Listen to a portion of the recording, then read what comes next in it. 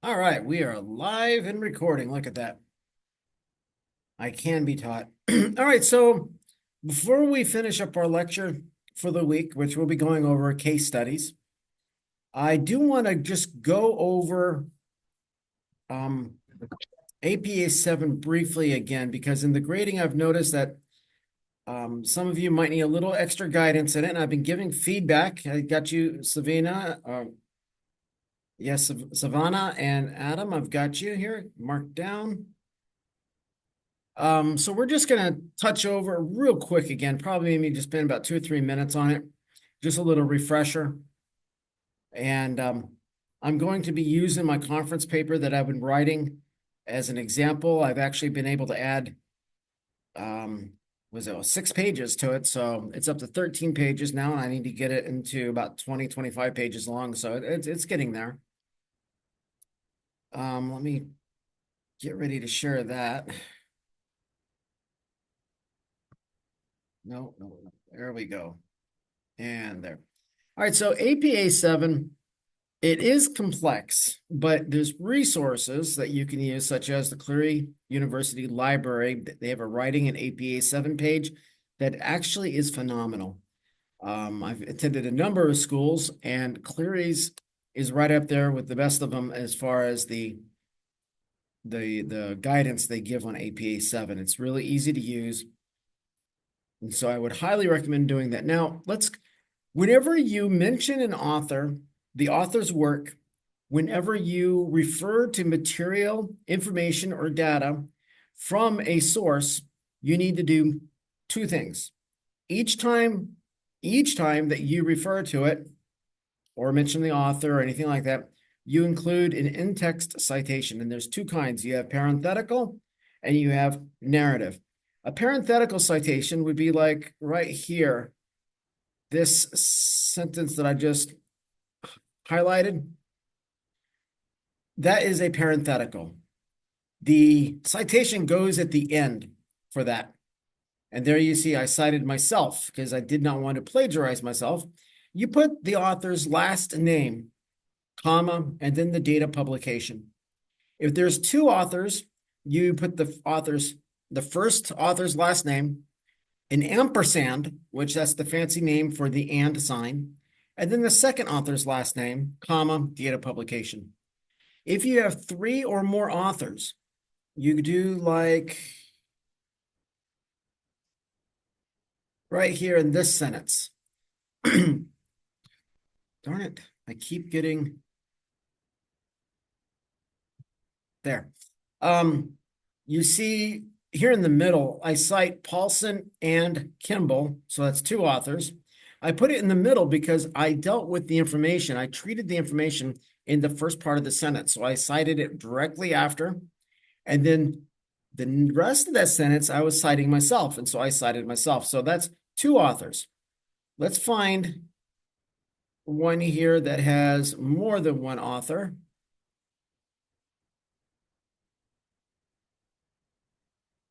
That'll work. Okay, right here, you're going to see I actually have 2 sources that I cite. I have parentheses, parentheses, I open it. Then I have SIT with a semicolon. The reason is normally you would put the acronym for the theory in parentheses the first time you refer to it. And then every other time in that paper, you just refer to it by the acronym, but you have to define the acronym the first instance you use it. Since it was at the end of the sentence, right before the parenthetical citation, I have to include it in the same set of parentheses. And so I give the acronym a semicolon. Now we go into the actual citation.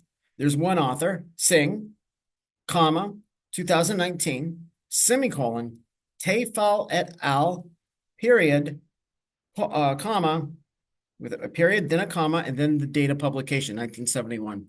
And so if you've got more than 1 source that you're citing, you put them in the same set of parentheses, you separate them by a semicolon, and you alphabetize them. If you have more than 1 author, you just put the author's last name, the first author, in this case it's Tefal, and then you use the Latin. et al, meaning and all. So this is Tefal et al, period, comma, 1971.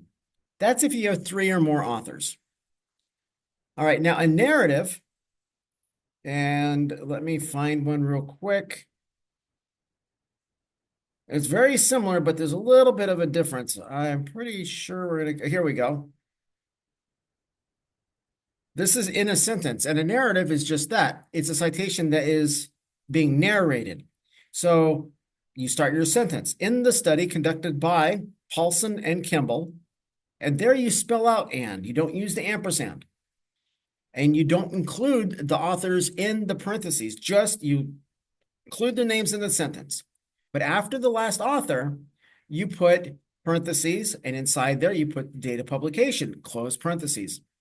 If you've got 3 or more authors, I would have put Paulson et al, period, a space, then I put the date of publication in the parentheses. And now we're going to turn to the second part that we deal with, and that is references. And you can see here I've got a few pages of nothing but references. That's kind of a nightmare at times, but we got to be completely transparent. If you have a journal article, like here, the second entry, I've got more than, really, I don't want that little box. There. I've got more than one author, so you list each author's last name followed by a comma, then their initials, and after each initial, you put a period. So I did the first author, Bush, comma, J, period, T, period, comma, space, then I go to the second author, and then the third, and then before the last author in the list, you use the ampersand. You don't spell out and, you just use the ampersand. Then you include, of course, the period, a space. In your parentheses, you put the date of publication. After the parentheses, you put another period. The title is not in caps with a journal article. It is sentence casing. So the first letter of each sentence or phrase is capitalized, and any proper nouns. In this case, there is actually a colon halfway through because there's a subtitle, and you, of course, capitalize the first letter of that. Once you're done writing the title, you put a period, a space, and then you put the name of the journal in italics, followed by a comma, a space, and then you put the volume. I always get that mixed up, whether it's volume or issue. Give me 1 second. Let me just check something real quick here. I have my manual someplace. We'll just do it right here, quick search. APA 7 references. Here we go, general format, that should be what we need. Okay, great, thank you. Got everything I need, but it's all broken down. Okay, title. Just stop with this. I guess I talk to inanimate objects. Of course, it didn't tell me. I believe that it's the volume number. And then after that, you put the issue. And I might have to get back to you on that because I always, like I said, get those two for some reason mixed around in my head. Oh, I found my manual. We're in business. We are in business now.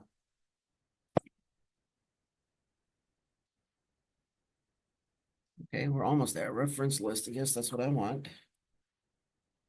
Just break it down for me and we'll be happy.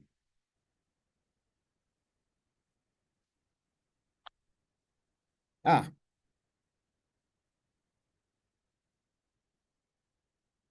course, that didn't have it. Well, we're going to say that it's the volume. And if for some reason I find out that it was different, I'll let you know.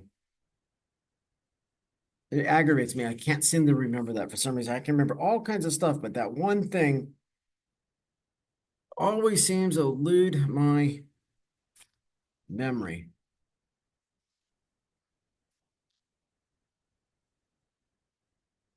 Okay, periodical source article numbers. Okay. Locators? No, that's not it.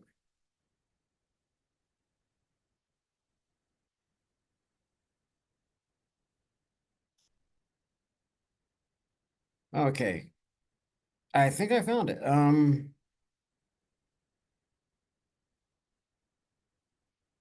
Where's this not going to tell me? I think it's the volume. Anyway, the volume, and then you have you end your italics and you open up a set of parentheses and you put the issue number inside there. And after that, you put a period, you put a comma, and then you put the page number range. So this was 29 to 54, a period. Then you do your stable URL. It could be a DOI or a regular URL that's stable. So that is how to cite and reference a journal. Books are similar, but there are some differences. Videos are a little bit different, even more.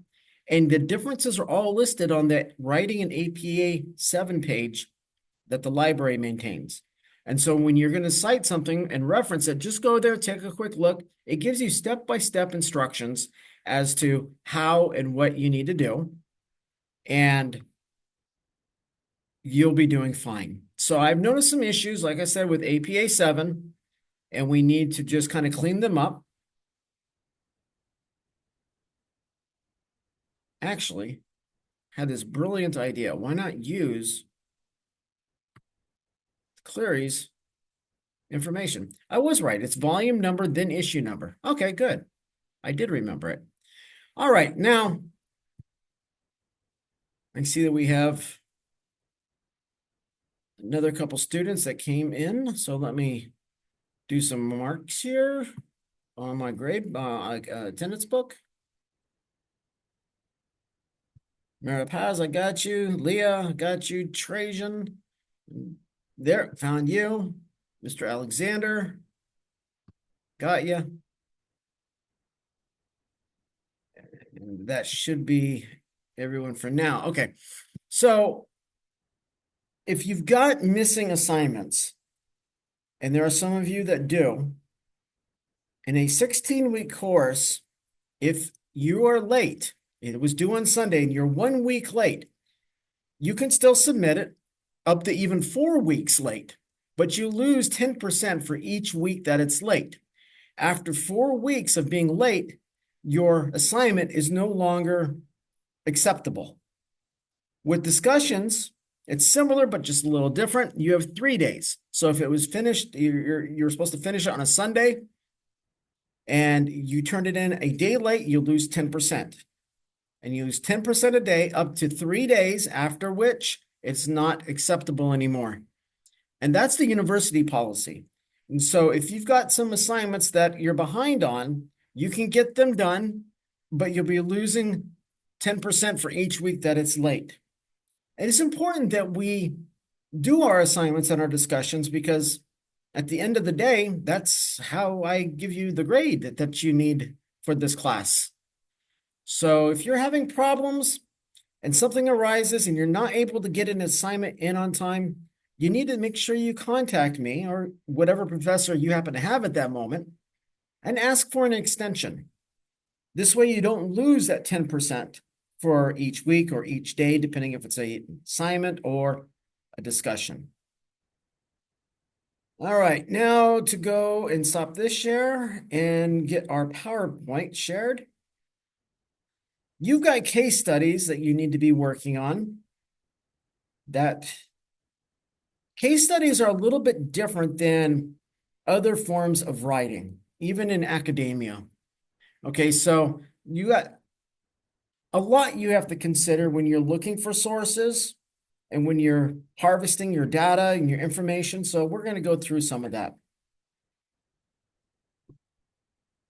You got to think that there are a number of various factors that affect psychological safety in the organization you've selected.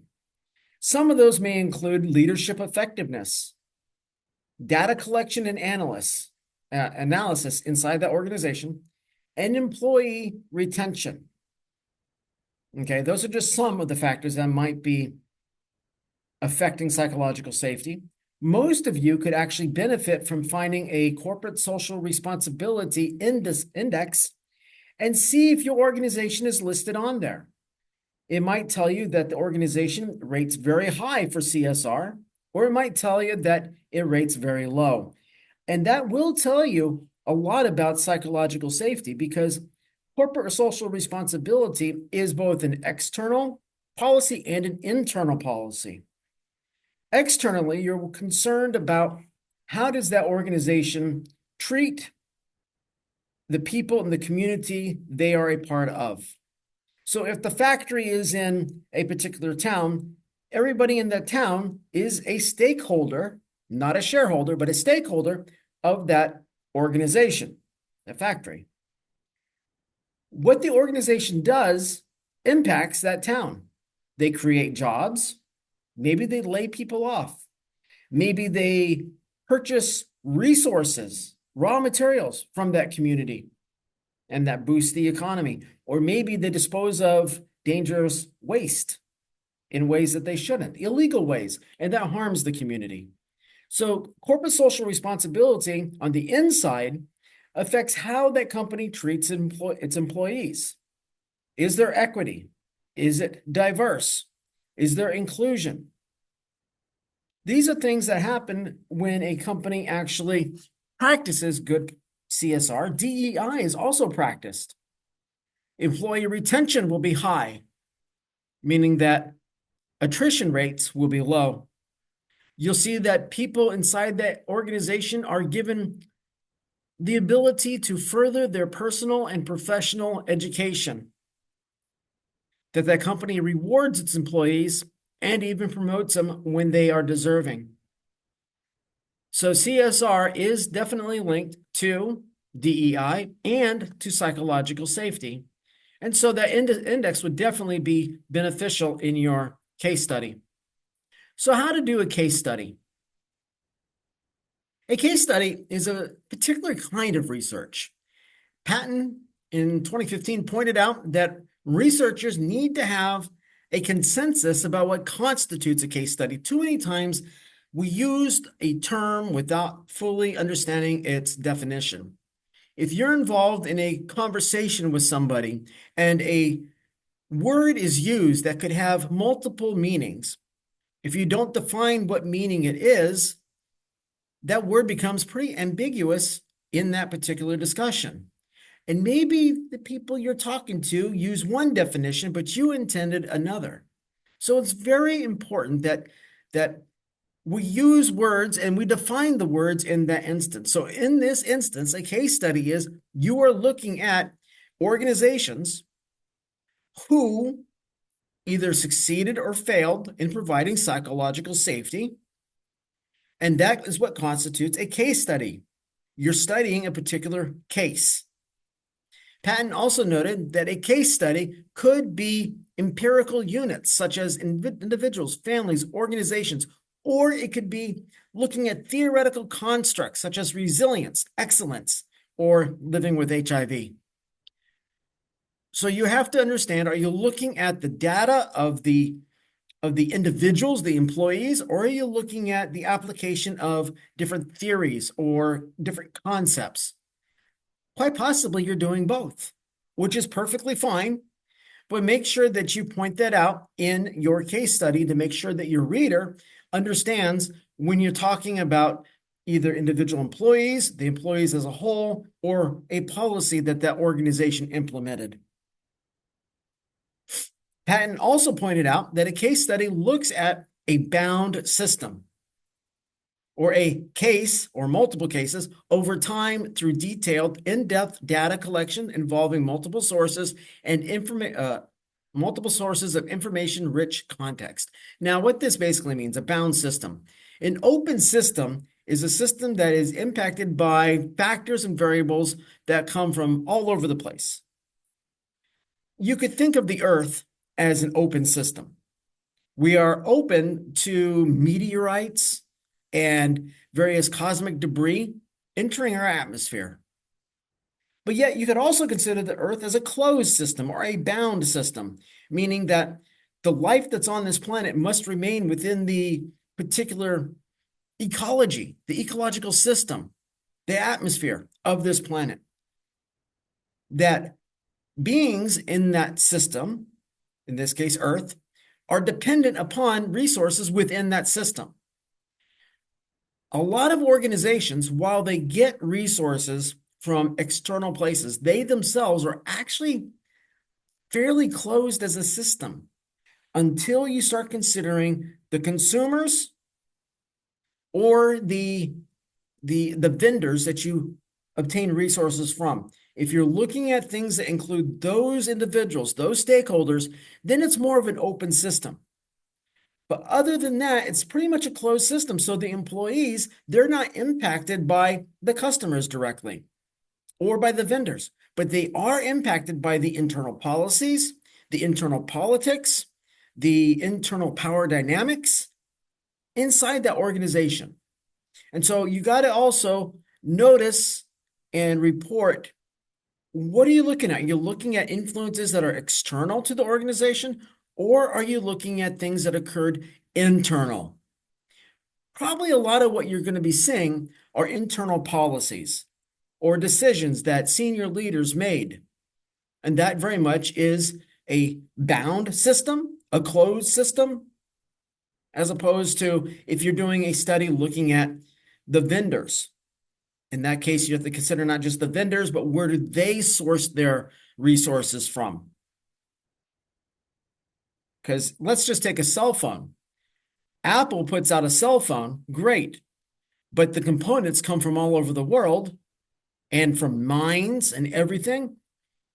The microchips are made in one plant, and then they're taken to another plant where they're processed further and maybe taken to a third plant where now they're installed in the phone. And so you may have to consider multiple stops of the journey along the way for that particular resource, depending on, once again, what particular aspects of that organization you are considering in your case study. So a case study evaluates a bound system, and that means it's contained by time and place. You're not going to be looking at IBM as an organization unless you also define the time and the place. Because we could easily go back to World War II and say it's between the years of 1935 and 1944. The place is Central Europe, and that will define what parts of IBM you are actually studying in your case study. And I bring that up because IBM did supply Nazi Germany with computers. That is a skeleton that they have in their closet. And if you're bringing that up, you got to note the time and the place, because right now they're not doing that. They stopped doing that decades ago. So you have to define the time and the place. If you're looking at Blockbuster, are you looking at its collapse? Because that's within a given time period. The place, well, you could put it down to a state or a city, but it's in the United States, because when we look at businesses, we look regionally and nationally. So you might consider what state it's in or what region of the US it's in, but specifically, you're looking at US law that is determining how they went through bankruptcy. You're not going to use European law, or you're not going to use law from South Africa to explain why Blockbuster went under. You're going to bring it down to a time and a place. And so the project that you're working on, you're going to be evaluating psychological safety within an organization. That is the place, within the organization. The organization is also in a place. It's regionally or nationally within a place. And you are evaluating a particular situation. So therefore, that checks off that time box. The situation, let's say Blockbuster, we're looking at Blockbuster, we're looking at how it devolved as an organization. So we can put a time span of years that situation occurred, and now we've got it locked down to a time. So your case study needs to be both place and time specific. Patton also, well, let me move this, gives an excellent breakdown of the units evaluated in a case study. He lists the following. You have a people-focused case study, a structure-focused case study, and that means not the building itself, although that could be a case study, but here we're talking about the organizational structure. Is it a silo? Is it cross-functional or matrix?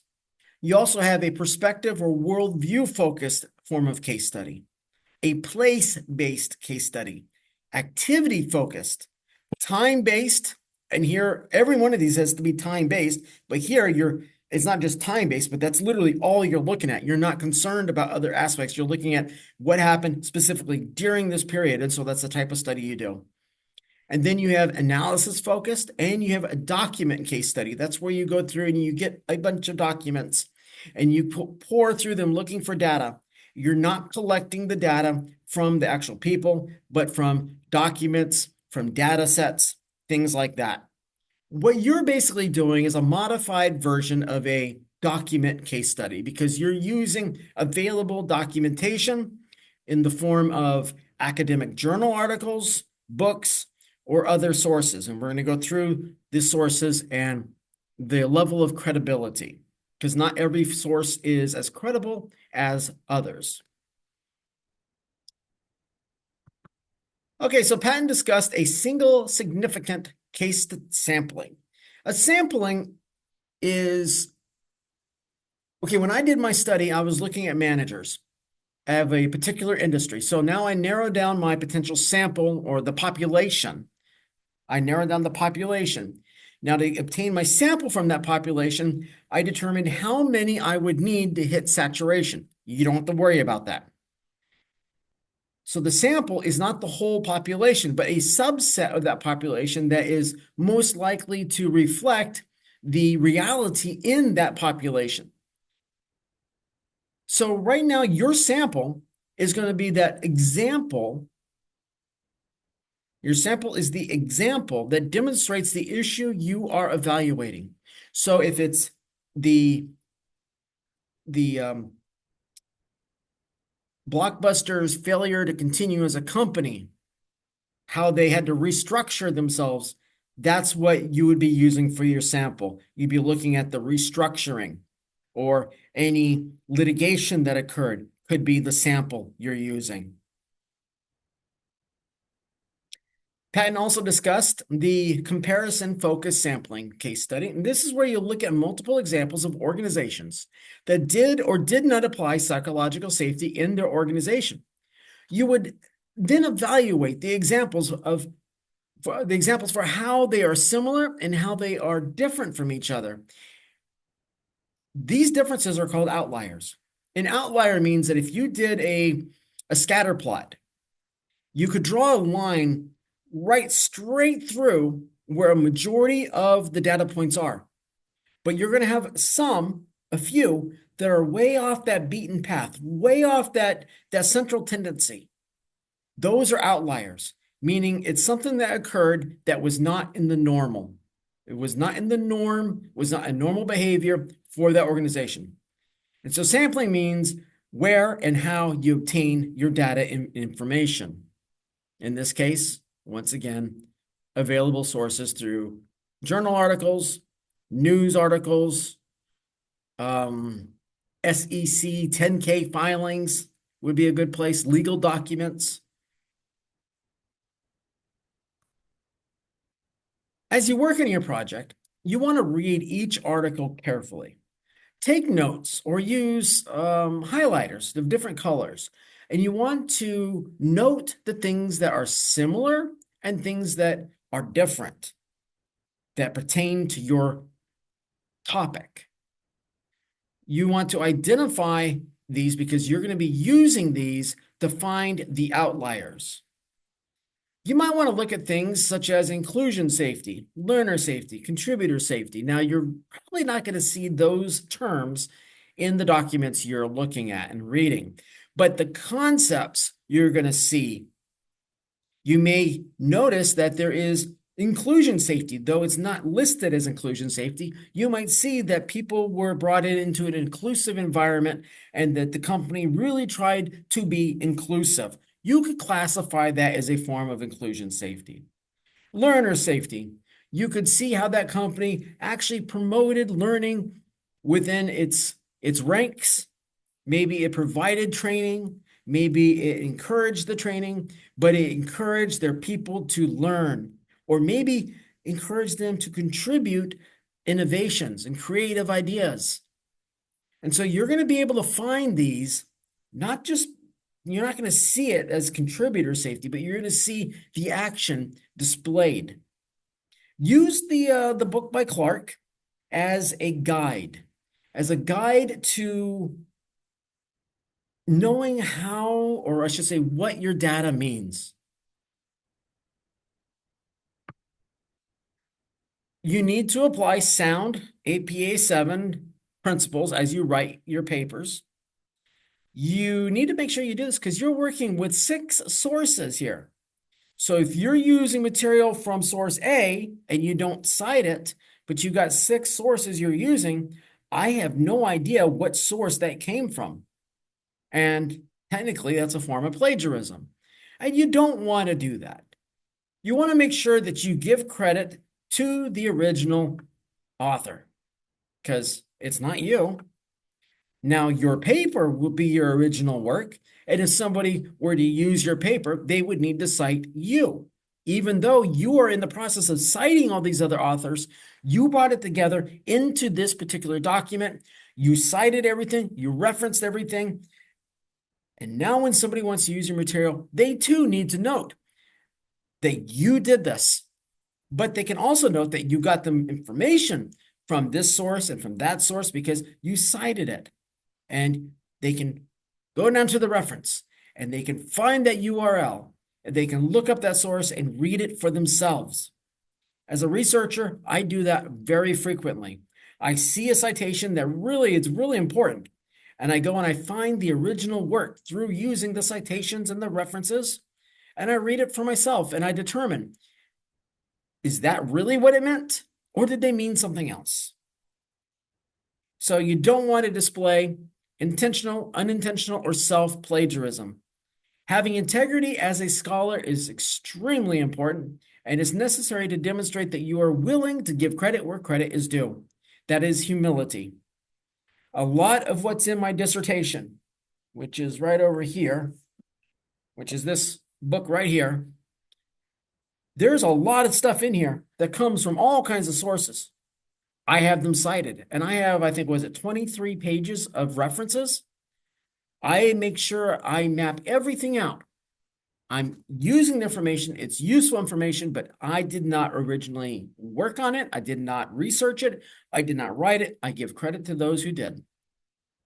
Plus, the school does have some rather strict policies when it comes to punishing academic dishonesty, and you don't want to see yourself receiving that kind of punishment.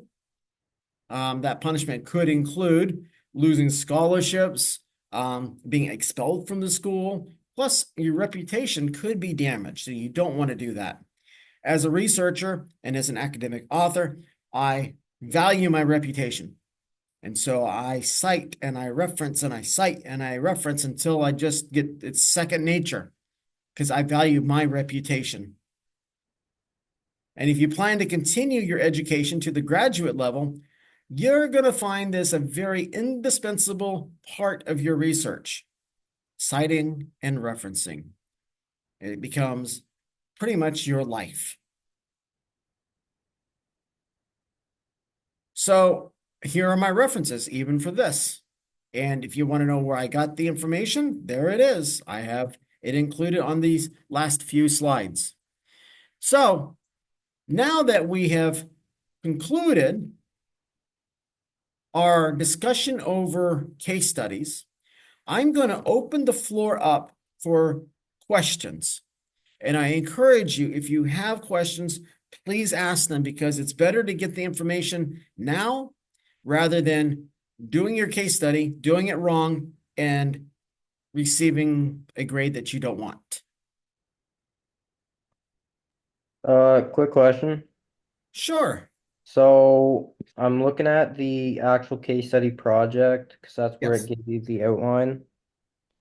Um, so you pick the one of the success or failures that we chose in week 3, I think, Yes. and you just have to apply the 4 steps somehow in your case study project. Is that correct? You need to see if you can identify them. Oh, okay. Okay, you're not really applying them. What you're doing is you want to see, did that organization apply inclusion safety, learner safety, contributor safety, and challenger safety? Did Okay. they apply these in their practices, in their policies? Organizational policies would be a great place to give you the information. Gotcha. Okay, just I was wondering because it says apply the four stages, not does it apply? I think that's wording. I did not design this. I've designed curriculum before, but not this. This is not a class I designed. So I Okay. don't know the thought process. I have taught it quite a few times now. And I will tell you that what I'm looking for is pretty simple. You find the organization, which you've already done, you identify it. Now go through all the documents you can lay your hands on, and you need 6 of them, and that's more than enough, and just see, can you see evidence of these 4 stages of psychological safety? Or maybe you don't see evidence of it. And did the organization succeed or fail in providing psychological safety? If there's no policies or nothing that shows any of these stages, of course they failed, and you've just proven it. If they did apply them and still failed, maybe you can figure out why they still failed. Or maybe they applied them and they succeeded, which then that's what you report. Does that answer your question? Yeah, I appreciate it. Hey, no problem. Anyone else have We're a only question? choosing one organization to look at, right? Yes. You had to get a 3 was the original, and you had to pick one of those 3. Now, if you were to want to say compare and contrast 2 of those organizations, I would accept that. Okay, maybe there's an organization that succeeds and one that fails, and you're like, boy, these 2 really just show the dichotomy between a success and a fail when it comes to psychological safety. That would be fine also. I would also accept that. But you only really need to work with one organization.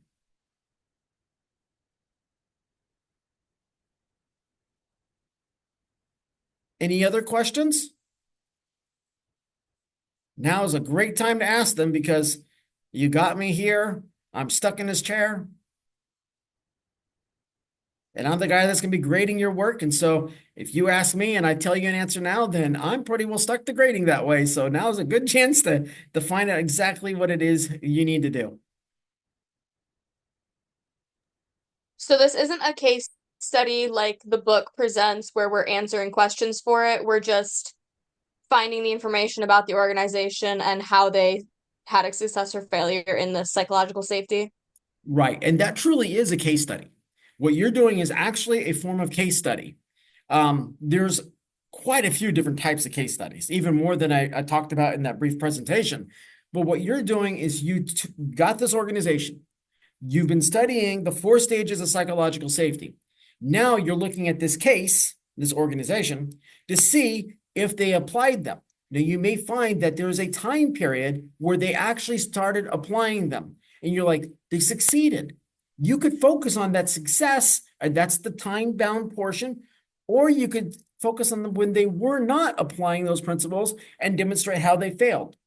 And so you could actually go either with a failure or a success, both from an organization who was going through its organizational life and at one point decided they were going to start the right policies. You could look at it the pre-psychological safety or the post-psychological safety. It depends how you report it and how you present it. Both would be acceptable.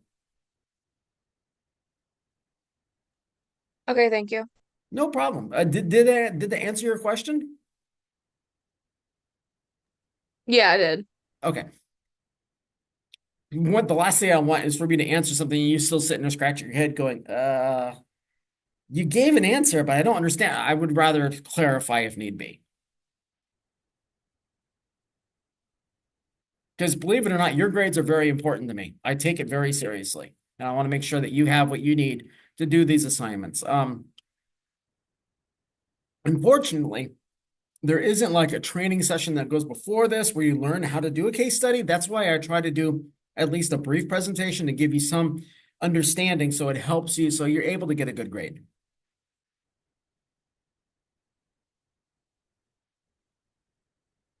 Anybody else have any questions about this or even about APA 7 or about psychological safety, any of the material we've been covering or working on?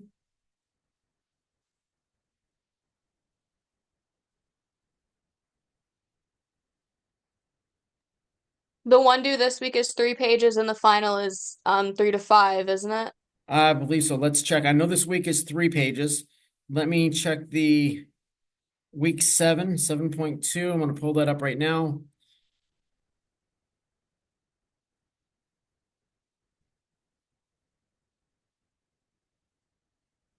Six references, and you have to have a cover page. Here it calls it a title, but that's a cover page.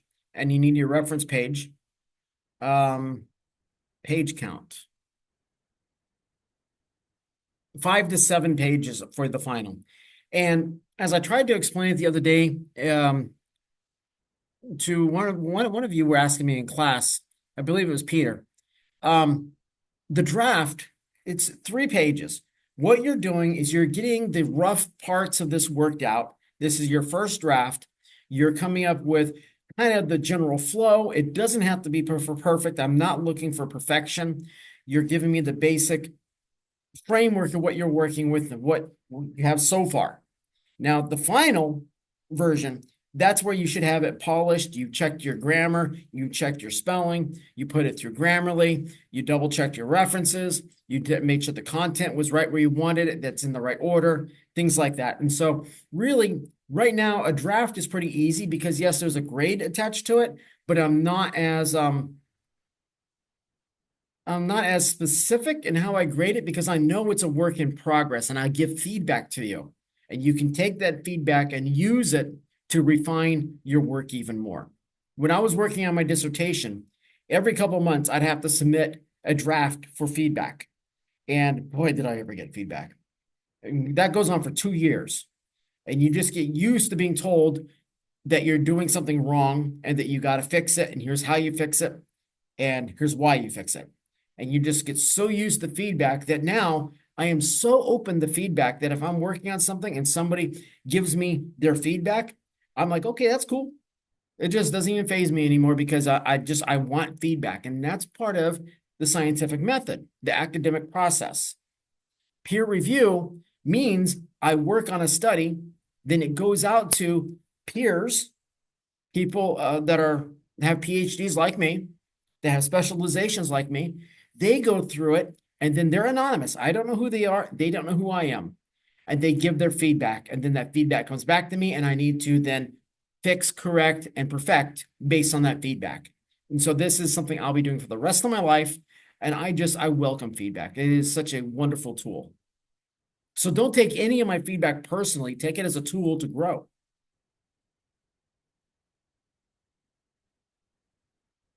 Anybody have any more questions?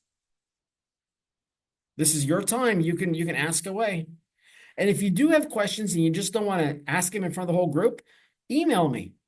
That's okay too.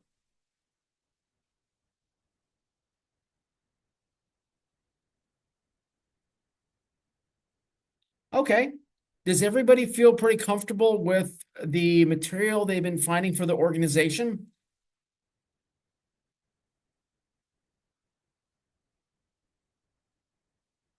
Are you finding enough sources out there? Are you finding enough information?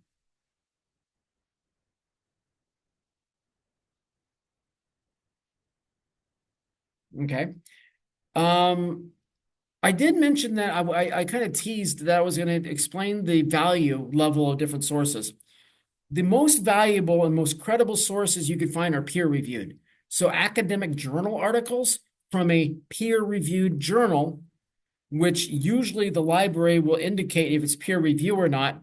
And if you're ever in doubt or question, you go to Ulrich's website, ULRICH' I think it is.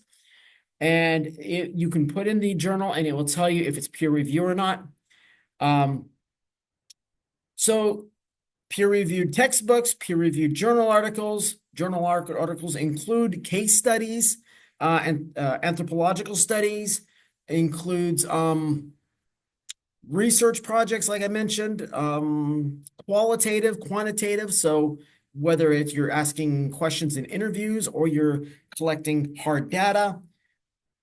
The next in importance would be sources that are from a governmental or a university body. So a state government, a federal government, a university, they put out information in the form of data sets, sometimes published papers.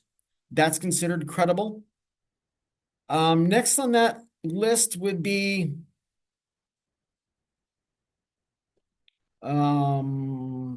so the SEC filings, that's considered a governmental, so that's in that second level. Organizational documents, such as annual reports or actual policy, that's considered credible also because of its, with the annual report, you got the government looking at it. With the policy, you typically have lawyers looking at it. And so that's considered fairly credible. Not as credible as an academic journal article, but it still is credible enough that you can cite it as a primary source. Primary sources you cite and you don't have to give any other source to back it up. A secondary or tertiary source needs additional sources to back it up. If you go to an organization's website and you're reading on there what the organization puts on there for the public to see, that's not that credible because most organizations will lie out their teeth in order to make themselves look better than they really are. For instance, Nestle is not going to put on their website that they employ they use child labor in sub-Saharan Africa, but they do, but they're not going to put it on there. And so if you're doing a study looking at that, you're not going to turn to Nestle for being a source of information because they're not going to tell you the bad stuff. Videos can be very, very useful if they come from a credible source, such as a college, a credible institute, a university, or from somebody who is a researcher, but they give you the information and they give you all of their reference material also. So you can see the reference list and you know where they got their sources. That's usually pretty credible too. A YouTuber who doesn't include references, not going to be that credible. They might be accurate, but they're not credible because they didn't show you where they got that information. News is not very credible unless you're just using the fact that the media, CBS Channel 10 reported this. In that case, it is credible. You're reporting something they did. You can verify they did say this on air at this time. But the content is not the highest quality because news is highly biased. And so one channel may lean left, one may lean right. Very few news sources actually are right in the middle. They usually lean at least a little one direction or another. All right. So news is not a credible source for actual facts unless you're just saying this was reported in the news. Then that would be credible. So hopefully this explains a little bit how some sources are of greater value than others. I know some of you have shown me some of your work, and I've seen also in the discussion posts, you're turning to, if you're turning to academic journal articles, thumbs up, you're doing great. If you haven't turned to any of those yet, get to the library's website, search, and find some peer-reviewed documents to back up what you're claiming. All right. A claim without evidence, without any support, is nothing more than an assumption. And there's several ways the word assumption could be used. One is it's just something I say and I can't back it up. That's I'm assuming this. The other word of assumption is in an actual scientific study, like the things that I like to do, you have to list your assumptions. And that is entering into this, what are you presuming will be the outcome? Not your hypothesis, but your assumptions about this subject, about the outcome, about aspects, the population, things like this. And you're listing them right there and you put everything out there. You also list your bias as well. So I had to list my bias. Anything that could bias me in my study, I have to list. Full disclosure in academia. That's pretty much all that I have for case studies, unless you got more specific questions. If you want to learn about other forms of academic writing, I'd be more than happy to talk to you about them. But instead of talking to the whole class about it, because the whole class may not be interested in doing a phenomenological descriptive qualitative study. But if you happen to be interested in something that's very specific, I'll be more than happy to discuss with you outside of the class about what that kind of research looks like. Okay, well, then we are actually formally and officially done for the day, which means you have extra time. If you want to use it for working on your case study, great. If you, like me, wind up with a busy life and you got the things you need to go take care of, no problem. I understand. I will be posting this video and I think I got the slides already posted, but I'll double check on that. Email me if you have any questions, and I'll be seeing you next Tuesday in the classroom. Or for those of you that come in on Zoom, I'll see you on Zoom. Thank you. Thank you. Oh, you're welcome. Have a good weekend. Oh, I really hope to. Thank you. You too.